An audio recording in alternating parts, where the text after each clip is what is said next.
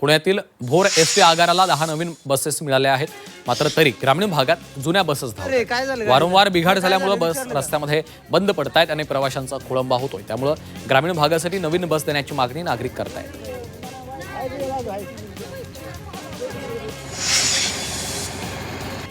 पुणे पोलिसांकडील गुन्हेगारांची माहिती आता नाफिस प्रणालीमध्ये अपलोड केली जाते। केंद्राच्या या नव्या तंत्रज्ञानाचा वापर होणार आहे। देशभरातील गुन्हेगारांची माहिती एकत्र उपलब्ध होणार असल्यानं तपासामध्ये मदत होईल। पुणे पोलिसांनी देखील डेटा अपलोड करायला सुरुवात केली आहे।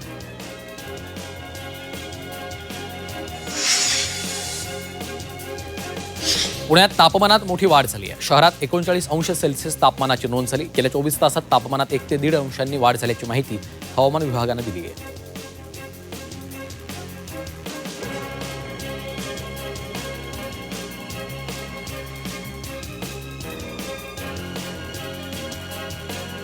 छत्रपती संभाजीनगर महापालिकेची नियमित सर्वसाधारण सभा आज होणार आहे। संभाजीनगर शहराचं नामकरण केल्याबद्दल राज्य शासनाचं अभिनंदन करणारा प्रस्ताव भाजप शिवसेनेनं मांडला, तर शहरातील अतिक्रमण, नगरसेवकांना निधीचा मुद्दा या सभेत गाजण्याची शक्यता आहे।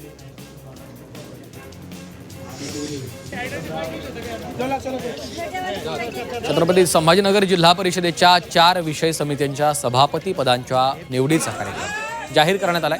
2 एप्रिलला सकाळी 10 वाजता निवडणूक होईल। अध्यक्ष उपाध्यक्ष पदाच्या निवडणुकीवर दोन्ही शिवसेनेनं बहिष्कार घातला होता, त्यामुळे या निवडणुकीत राजकीय राडा होण्याची शक्यता आहे।